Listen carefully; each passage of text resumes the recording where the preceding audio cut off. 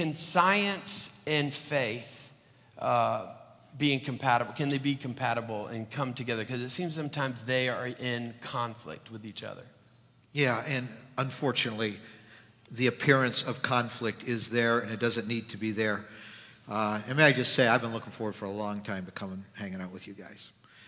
And if you don't remember anything else I might bring to this moment, it's simply my own testimony. You know, I studied the sciences for 9 straight years in secular university setting, and I never once encountered anything that threatened my faith. In fact, I would actually walk out of classes feeling like I'd been in a worship service as you explore the order and beauty of creation. I was traveling just a few months ago, and I pulled out a USA Today, and they had an interesting article, Science and Faith, by Mark Pinsky, and he writes this: while it's impossible to quantify, a surprising number of prominent British researchers, he was talking about science and faith in England, a surprising number of British researchers at the pinnacle of their fields with worldwide reputations in the physical and biological sciences proclaim their evangelical Christian faith. And you know what? They don't let that get out very often, but that's true. I mean, a surprising number. He said, first, they say the likelihood that intelligent carbon-based life originated in the universe by chance, the likelihood of that by chance is infinitesimally small. And second, they proclaim their belief in what they accept as the first-hand biblical accounts of Jesus' life, death, and resurrection. You know, Einstein didn't know what to do, especially with the personal God. And so when in the early part of the 20th century he developed the specific and general theories of relativity, he was doing that with a presupposition he had brought, that everybody bought into in the scientific world back then, that the universe had no beginning or end. They call it the static universe. And when he developed the equations of relativity, and if you know a little bit of calculus, it's pretty clear to you. Which I know I'm talking your language here, of course. E equals mc squared. Yeah, well, that was, just the bigger version of that. Exactly, I just wanted right. to add a little something there in case you didn't get that. Stinking brilliant, man, you are.